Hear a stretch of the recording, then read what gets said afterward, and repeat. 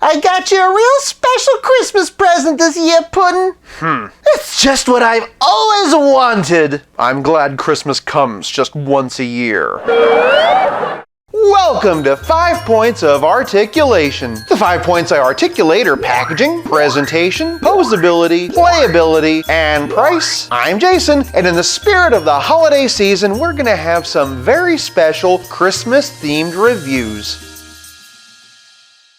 Today, Christmas Week continues with a look at the DC Collectibles Designer Series Amanda Conner Holiday Harley Quinn. Starting off the packaging, and Holiday Harley comes in a nice clean white window box. Designer Series logo on the bottom, number in the corner, along with the name of the figure. Notice they gave her some air holes so she can breathe. Designer Series logo up top, product shot on the side, and a look at the other figures in the wave on the back. In addition to Holiday Harley, there was also Traditional Harley, Spacesuit Harley, and Superhero Harley. If I had any criticism, it would actually be for this product shot on the side. Don't get me wrong, I love a good product shot, but I kind of feel like these pictures cover it. Since the figure is based off of the artwork of Amanda Conner, I'd kind of like to see the artwork of Amanda Conner. A minor nitpick for what's overall a fine, if not simply stated box. For packaging, I'm giving the Holiday Harley Quinn 1 whole point. Moving on to presentation, into the top of her hoodie, Harley stands at 6 3/4 inches. From the top, and this head sculpt is a lot of fun. We can see that her palms have been switched out for a more Santa-like fluff. I like the frocking around her hat, and having her pigtails tied off with jingle bells is a really cool touch. We also see the jingle bells around the choker, but what I really love is the face. In my opinion, Amanda Conner is just the best Harley Quinn artist, and this face really captures her personality. The only thing I don't like, and you can probably see it coming, what is she looking at? Hello? Over here. Beyond that, it's a perfect Harley head, and I really like the plastic that they cast it in. It would have been so easy to make this all the same shade of white so that it kind of all blends together, but here we have a pretty nice contrast. Moving on down, and the costume itself is actually kind of simply stated. Some simple red and black along with some fur, and there you go. It's kind of impressive just how easily her costume translates into Christmas. Flipping her around, and here's what she looks like from the back. Even just switching out the usual white cuffs for fur really works. Her hands have been cast in a kind of pinkish plastic, and I don't really know how I feel about it. On the one hand, I kind of wish that they would have just stuck with the red and black. On the other hand, casting them in a different color really helps them to pop. That said, the pink doesn't really go with it, so I kind of wish that they would have picked a different color altogether. Maybe green. Either way, it's a minor nitpick. Moving on down, and her legs have been cast in the same plastic as her face. The copyright info has been discreetly printed on the back. And then moving all the way down, we have some very cute Christmas boots. Her feet are a bit tiny though, which make it a bit difficult for her to stand. It would have been so easy to go the lazy route and just take a regular Harley Quinn and paint it red and green, but it also would have been easy to go the other direction and make it too busy. This Holiday Harley accomplishes something that's actually kind of hard to do during the holidays. Strikes a perfect balance. For presentation, I'm giving Holiday Harley 1 whole point. Moving on to posability, and Harley has a swivel in the neck. She can turn side to side, but admittedly not a whole lot. Moving on down, she has swivel hinge shoulders that raise 90 degrees, single jointed elbows, and swivel hinge wrists. They hinge up this far and down that far. She doesn't have any torso or waist articulation, but below the waist she has ball jointed hips. Pretty decent spread, though admittedly one side kind of goes out further than the other. They also can't really hinge forward straight because of the fur trim, so if you try to kick her legs forward, she just sort of does one of these numbers. Moving on down, she has double jointed knees and ankle hinge. Holiday Harley was made at a time of transition for DC Collectibles. While the posability of this figure isn't much to write home about, it's still a lot more than what we had been normally getting up to that point. You won't be able to get her into any crazy poses, but she isn't exactly a statue either. For posability, I'm giving Holiday Harley 1/2 point. Before we continue, if you liked the video, do me a favor and give it a like. Think of it as a Christmas present to me. Moving on to playability, and Harley comes with this figure stand,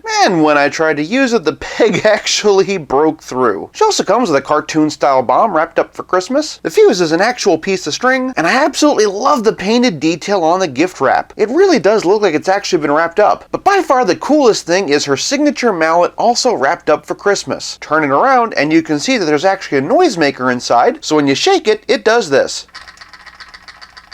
It's something that they absolutely did not have to do, but I really appreciate that they went the extra mile. But playability is more than just nicely wrapped weapons, it's also about how well your figure plays with others. So here she is with my Harley Quinn collection. First up, we have the animated series style Harley from Kenner and also DC Collectibles. This one also has a whole side-eye thing going on, come to think of it. For a couple more, in her classic Jester jumpsuit, we've got the DC Universe Classics and DC Essentials. For a couple of different versions of Arkham City, we've got NECA and Mattel. And lastly, here we have Arkham Asylum by DC Direct. But what's Harley without the Joker? Aside from, Better Off. Here she is with a couple of different versions by McFarlane Toys, and here's a couple by DC Direct. I'm dreaming of a white Christmas. Conversely, here she is with a couple of different versions of Poison Ivy. Unfortunately, the Hush version is incapable of standing up on her own, and even though they're not in scale, here she is with a custom Poison Ivy I made from a Marvel Legends Mary Jane, Enchantress, and Polaris. Here she is with a couple of different versions of Batman. We've got the McFarlane Toys Battle Damage and the DC Essentials Rebirth version 2. Since they had a fling in that direct-to-video animated movie, here she is with Nightwing. For a relative scale comparison, here she is with Pete the Spidey and the Spectacular Spider-Man. And of course, here she is with Stealth Iron Man. Just like the Spider-Man Holiday Special, Holiday Harley works both as an action figure and also as a Christmas decoration. Additionally, the weapons are really creative, and you could probably have a lot of fun putting them with other figures. Perfect for creating Christmas carnage on either your action figure shelf or on your mantle. For playability, I'm giving Holiday Harley 1 whole point. This leaves us with nothing left to discuss but the price. I got my Holiday Harley for $22, but she averages between $25 and $28. Considering that these figures came out in 2017, it's pretty impressive that you can still get them for so close to retail. A great figure for a great value. For price, I'm giving Holiday Harley 1 whole point for a grand total of 4.5 out of 5. Well, the joke's on you. Canonically, I'm Jewish. For another Christmas review, check out the Spider-Man Holiday Special, or check out this review of the DC Multiverse 3 Jokers Comedian. There's still some more Christmas fun on the way, so make sure you hit that subscribe button so you don't miss a video. I'll be back again real soon, but until then, happy holidays and have fun.